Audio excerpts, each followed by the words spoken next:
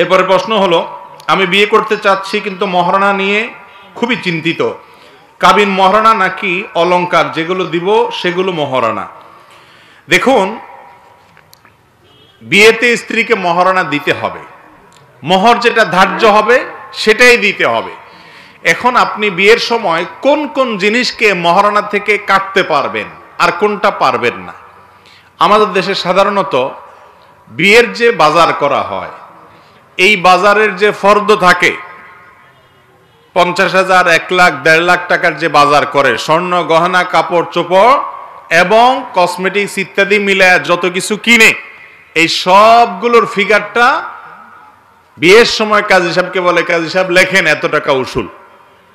আছে না নাই আপনাদের দিকে? উসুল আপনি কোনটাতে করতে পারবেন আর কোনটাতে করতে পারবেন না এটা আপনাকে জানতে হবে।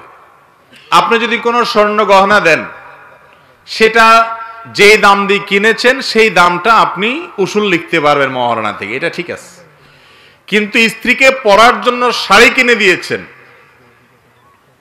আপনি নতুন বিয়ে করেছেন, ধরেন 2টা বা 3টা শাড়ি কিনে দিয়েছেন, এই শাড়ি অথবা 3 পিস কিনে দিয়েছেন বিয়ের সময়, এই শাড়ি বা 3 পিস এটা তো তার মৌলিক প্রয়োজন, এটা তো দিতেই হবে। অতএব এটা আপনি মহারণা থেকে কাটতে পারবেন না। আপনি মহারণা থেকে কাটতে পারবেন সেই জিনিস, যে জিনিস দেওয়া আপনার জন্য আবশ্যক না। দামি একটা মোবাইল ফোন দিলেন, সেটা আপনি মহারণা থেকে কাটতে পারবেন, কিন্তু সেটা আবার বউকে বলা উচিত যে আমি এটা মহারণা থেকে কাটবো। দেখা যায় বাজার করছেন 50,000, উসুল লেখেন 1 লাখ টাকা। এই মিথ্যা কথাটাও অনেক বিয়েতে করে, আছে না নাই? এগুলো গুনাহের কথা, জায়েজ নাই। স্ত্রীর কাছে ঠিকই আপনি দেনাদার থেকে যাবেন।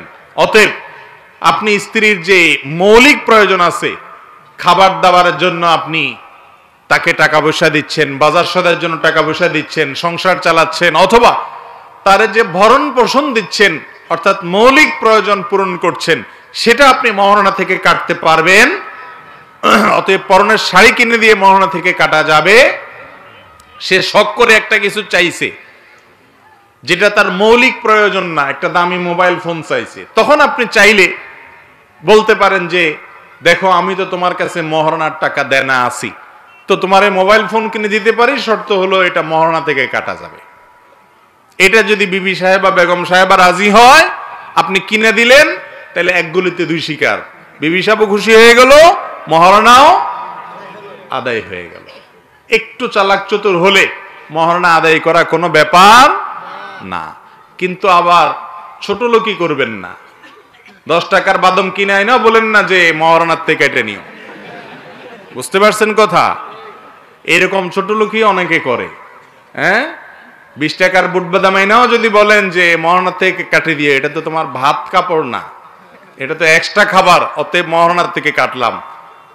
তো এরকম 2 নাম্বারই ছোট লোকই করবেন না। হ্যাঁ, যেটা তার প্রয়োজনের বাইরে, সেটা আপনার যদি মহারণা দেওয়ার সামর্থ্য না থাকে, সেখান থেকে আপনি কাটতে পারবেন, স্ত্রীকে বলবেন। তবে ওই যে বিয়ের বাজারে গহনা আপনি মহারণা থেকে কাটতে পারবেন, ঠিক আছে, তাই বলে পরার শাড়ি যেটা কিনছেন সেটা মহর থেকে কাটতে, এই জন্য যত আছে সব বাজার ধরে কেটে ফেলবেন, তাও আবার বাড়ায়া কাটবেন, এটা জায়েজ নেই। আমাদের দেশে মেয়েদেরকে ঠকানোর যত কুবুদ্ধি আছে, ইবলিস সব পুরুষদের মাথায় দিয়ে দিস। বিয়ের সময় এত বড় একটা মহারণার ফিগার ধরেন, এত লাখ, এত টাকা, মনে হয় যে আপনার কি দিল দরিয়া মানুষ। আপনি বউরে বিয়েতে আপনি লাখ লাখ টাকা দিয়ে দিতে চাচ্ছেন, আপনি দাতা হাতেমটাই হয়ে গেছেন। আসলে 1 টাকাও আপনি দিবেন না, আর দিলেও 10,000 টাকার বাজার করে 1 লাখ টাকা উসুল বাটপারি করবেন। মেয়েদের অধিকার নষ্ট করার জন্য শয়তান আমাদের নানা চক্রান্ত আমাদের মাথায় ঢুকিয়েছে। একজন ইমানদার কখনো কোন নারীকে তার অধিকার থেকে বঞ্চিত করতে পারে না। নিজের স্ত্রী, তার পাওনা তাকে পরিশোধ করে দিতে হবে। মোহরের টাকা দিয়ে আর জিজ্ঞেস করবেন না কি করছো, তার টাকা তার যা খুশি তা করবে। আল্লাহ তাআলা আমাদেরকে বোঝার তৌফিক দান করুন।